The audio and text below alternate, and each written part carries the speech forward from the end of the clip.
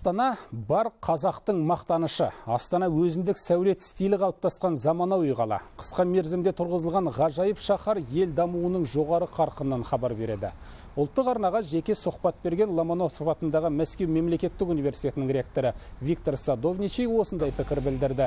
Қала күнімен құттықтаған Ресейдің белгілі қоғам қайраткері Астананың 19 жылда қол жеткізген табыстарына тоқталды. Садовничийдің айтуынша, Астана бұл күндері ТМД аумағындағы саяси экономикалық орталық ретінде ғана емес, ғылым мен білімнің ордасы ретінде қалыптасып келеді.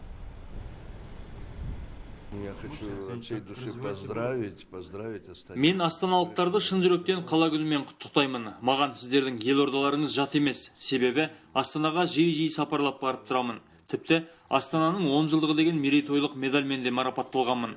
Ал Астанаға ең алғаш рет 80 жылдары ол Целиноград болып тұрғанда студент ретінде жұмысқа барғанмын. Одан бері Астана адам танымастай өзгеріп, керемет құлпырған заманауи қалаға айналды. Сондықтан мен алдағы уақытта Астана жайнай берсін деп барша қазақ халқын, Қазақстан президентін құттықтаймын.